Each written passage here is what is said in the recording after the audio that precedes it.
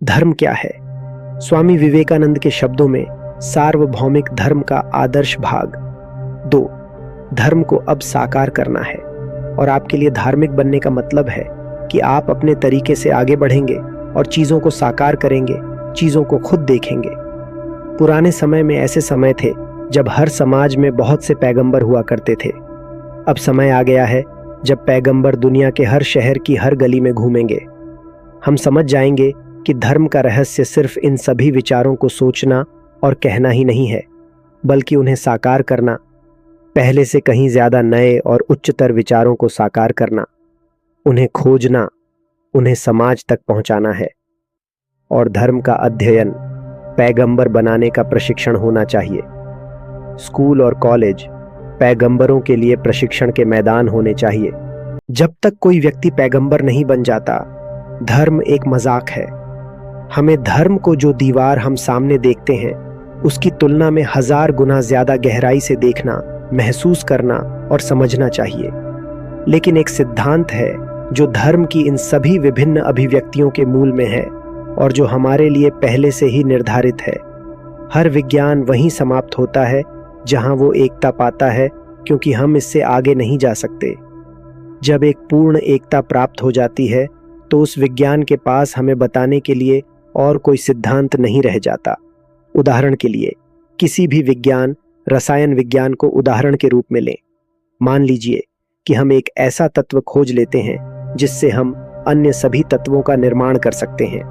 तब रसायन विज्ञान एक विज्ञान के रूप में पूर्ण हो जाएगा। हमारे लिए जो शेष रह जाएगा वह है उस एक पदार्थ के प्रतिदिन नए संयोजनों की खोज करना और उन संयोजनों का जीवन के सभी उद्देश्यों के लिए उपयोग करना। धर्म के साथ भी ऐसा ही है। धर्म के विशाल सिद्धांत, दायरा, योजना युगों पहले ही खोजे जा चुके थे। जब लोगों ने वेदों में अंतिम शब्द, जैसा कि उन्हें कहा जाता है, मैं वह हूं, पाया, यह सत्य कि मैं और वो एक हैं और वह एक है, जिसमें यह संपूर्ण ब्रह्मांड, पदार्थ और मन अपनी एकता पाते हैं, जिसे वे ईश्वर या ब्रह्म या अल्लाह या यहोवा या कोई अन्य नाम देते हैं। हम उससे आगे नहीं जा सकते। महान सिद्धांत हमारे लिए पहले से ही खोजा जा चुका है। हमारा काम इसे भरना, इस पर काम करना, इसे अपने जीवन के हर हिस्से में लागू करना है। हमें अभी यह काम करना है ताकि हर कोई पैगंबर बन जाए। यह पैगंबरों का प्रशिक्षण वह महान कार्य है जो हमारे सामने है और सचेत रूप से या अनजाने में धर्म की सभी महान प्रणालियां इस एक महान लक्ष्य की ओर काम कर रही हैं। केवल इस अंतर के साथ कि कई धर्मों में आप पाएंगे कि वे घोषणा करते हैं, आध्यात्मिकता की यह प्रत्यक्ष अनुभूति इस जीवन में नहीं होती।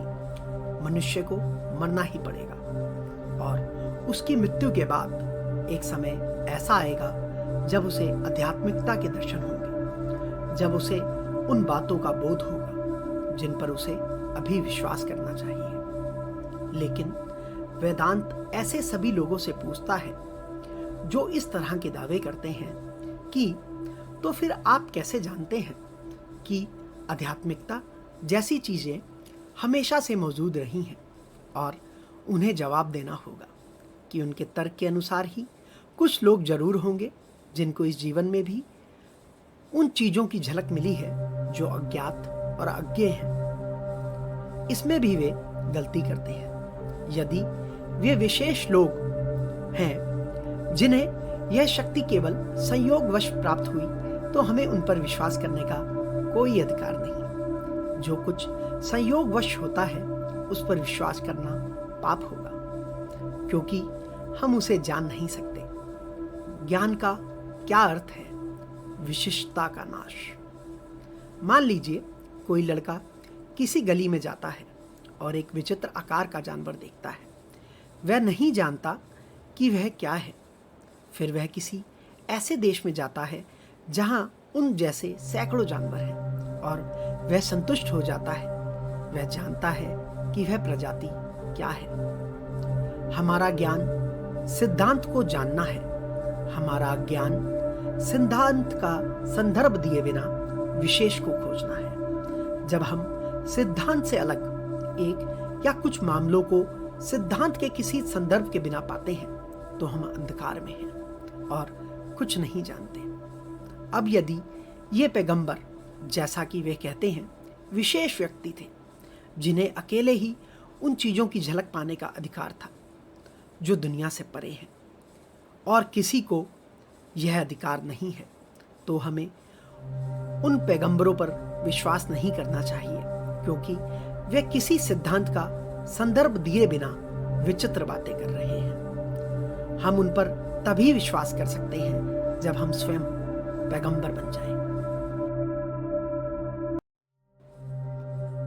धर्म को अब साकार करना है और तुम्हें बनना है धार्मिक। मतलब कि आप बिना किसी धर्म के शुरू करेंगे, अपने तरीके से आगे बढ़ेंगे और चीजों को समझेंगे, चीजों को खुद देखेंगे। जब आप ऐसा कर लेंगे तब और केवल तब आपके पास धर्म होगा। इससे पहले आप नास्तिकों से बेहतर नहीं हैं, या कहें उससे बदतर ही हैं, क्योंकि नास्तिक ईमानदार होता है।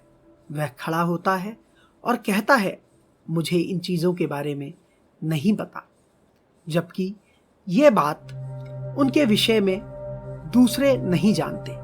लेकिन दुनिया भर में कई लोग कहते हुए घूमते हैं हम बहुत धार्मिक लोग हैं, पर उनका धर्म क्या है यह कोई नहीं जानता। जिन्होंने किसी दादी की कहानी को निगल लिया है और पुजारियों ने उन्हें इन चीजों पर विश्वास करने के लिए कहा है। धर्म का बोध ही एकमात्र रास्ता है। हम में से हर एक को इसे खुद ही खोजना होगा। तो फिर ये किताबें, दुनिया की ये बाइबलें किस काम की हैं? ये बहुत काम की हैं। ये किसी देश के नक्शे की तरह हैं। इंग्लैंड जाने से पहले मैंने अपनी पूरी जिंदगी वहां के नक्शे देखे हैं और इंग्लैंड के बारे में कुछ कुछ धारणा बनाने में ये मेरे लिए बहुत मददगार साबित हुए हैं। फिर भी जब मैं इस देश में पहुंचा तो जान पाया नक्शों और देश में कितना अंतर होता है। बोध और शास्त्रों में भी यही अंतर होता है। पहला सिद्धांत है कि आत्म साक्षात्कार ही धर्म है, और जो आत्म साक्षात्कार कर लेता है वही धार्मिक व्यक्ति है।